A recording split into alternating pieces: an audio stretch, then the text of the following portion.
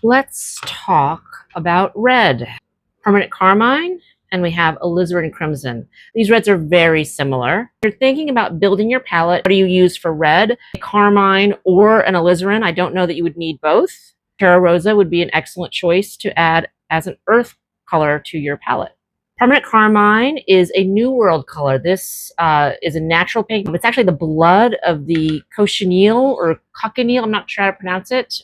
It is a small bug that feeds off of cactuses, and it's actually kind of parasitic and would kill the cactus eventually. So I'm going to lay these two colors out. I'm going to show you the mix with a couple other colors.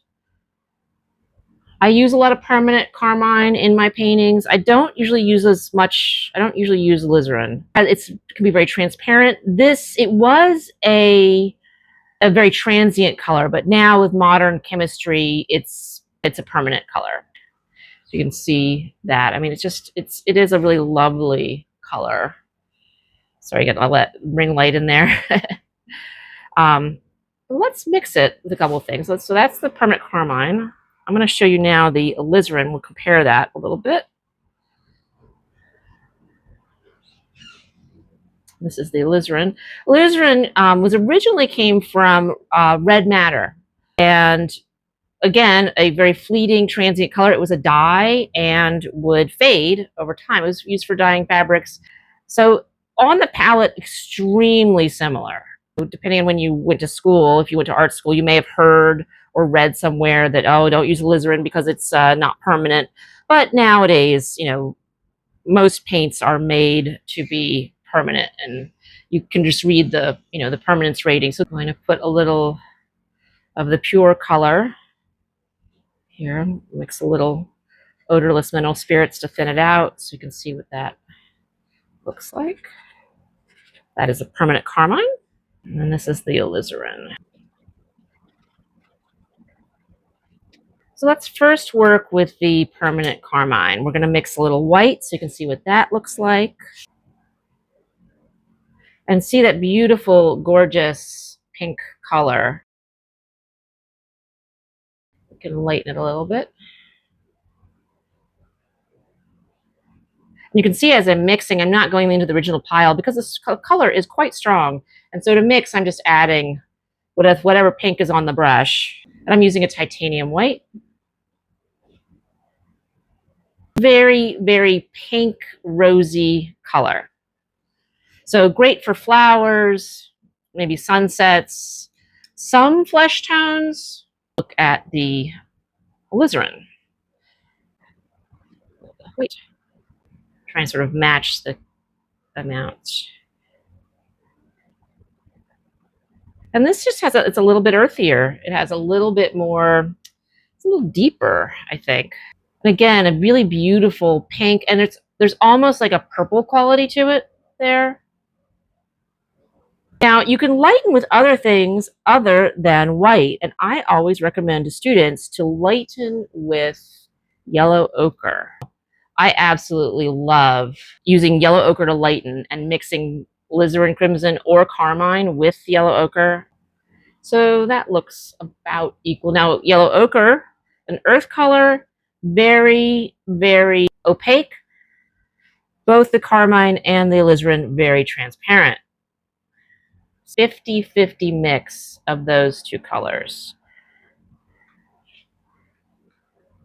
I'm going to add a little more yellow ochre color, and we'll add a little white so you can see what that looks like. Now that would make a lovely skin tone. That nice yellow ochre color. All right, we're going to do it with the alizarin now. So mix these. So 50-50 mix of the alizarin and the yellow ochre. Ah, that's so warm. That is really gorgeous. Oh, I didn't do my swatches. That's my yellow. Whoop, that's my. Like a little more. So there we go. My darker swatch. Take a little bit of this. Add a little bit of white. And another gorgeous, that could be a gorgeous skin tone right there. A little carmine with French ultramarine. So again, when you mix red and blue together, you get purple. Now, French ultramarine already leans a little purple in any way. So I'm going to try to get about 50-50 mix. Really gorgeous dark there. I'm going to mix a little white. We've got something a lot of purple. I'm going to add a little bit more blue. I'll make it a little more purple. So maybe this is like a 60% blue to a 40% red. So that is just the blue. And this is with the white added. So try it for about 50, maybe it's again a 40-60 split based on the other experience. And again, a very deep blood red looking color. Got a really nice lavender there. Yeah. So again, similar. Just let's try add a little bit, just a touch more blue. As similar as possible. So again, just like a little sort of earthiness to it that the other one doesn't have. We're going to do another mix here. We're going to use Viridian, which is green. It's a very blue green. And then Carmine, which is a very purpley red. And you may be able to guess where we're going with this.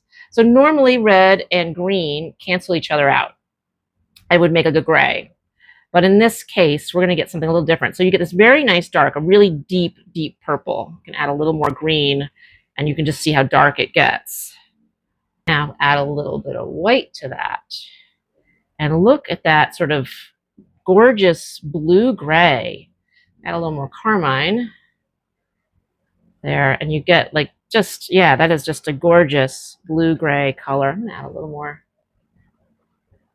Think about what you could do with that color. And the alizarin. Viridian's very transparent as well. So two very transparent colors mixed together. And again, you get in that real, there's a lot of similarity here to the one with ultramarine. Ultramarine is a little more opaque, so you get a little more opacity in the ultramarine one. I'm going to get this on the board. And then let's try with a little bit of white and see what happens. Wow. Then color is intense. All right. That is nice. Go back to that mid-tone. And you've got this really, gorgeous sort of gray. It grays it out a little, the green grays it out a little bit, but a really beautiful purple, like a more of an earthy purple for both of those. So on the palette here, this is a cadmium yellow lemon, which sort of skews green or leans green. I'm going to mix that with Carmine, and you get this fiery orange. Look at that. So we can go darker. Really nice fiery orange. Let's add a little more yellow, because again, you can lighten with yellow. I'm going to go next to that. I'm going to get this all mixed up, but that's okay. And then we added white, and now suddenly you've got this really sort of pink orange, and that it might make a gorgeous flesh tone fruit. It could be like a peach or an orange. That lemon yellow, that cadmium lemon, we're going to mix it with a little alizarin.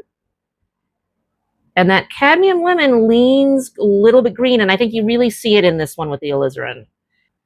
So get that on there. Let's lighten, add a little more yellow. I'm going to lighten with a little more yellow. Add some white. A little more. And again, you get, it's just a little bit browner. It's not quite as pink. It still stays more in the orange category, I believe. So those are two very similar reds with subtle differences. I want to show you one more. And this is going to be an earth red. So this is Terra Rosa. This is probably one of the oldest pigments that man has ever made. So this has been around for millennia. This is an earth red. It's an oxide. Comes from iron. So this is one of the earliest pigments known to man. This would have been in cave paintings. And we are going to, so it's beautiful. This is a very opaque color. Put it over here. I'm going to blend it out. Really beautiful color. So again, we're going with the titanium white. Really gorgeous. A little more paint in there. Just a really gorgeous earthy pink color. Fantastic for, it'll be great for landscapes, for skin tones. We'll do it one darker. So good light. Both the titanium and the Terra Rosa have a lot of opacity, so they're sort of competing with each other there. Medium tone. A little of the Terra Rosa 50-50 with the yellow ochre. Both very ancient earth colors. Then they're both very opaque. And so that is just going to give us, you're not going to see a huge difference. It's a little bit warmer maybe from the yellow ochre, a little greener. So we're going to do the Terra Rosa and a little Ultramarine Blue. And try again for 50-50 mix here. So you get this very deep, you're not getting a purple really, you're just getting a really deep earth tone. And then if we mix that with a little white, what happens? We can go into this one and light from there. And it's just a nice sort of dusty gray.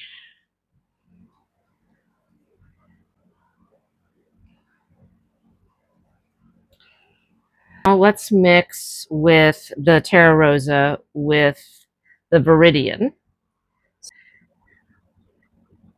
A very nice dark. So this is something where I would use this maybe instead of black or a brown.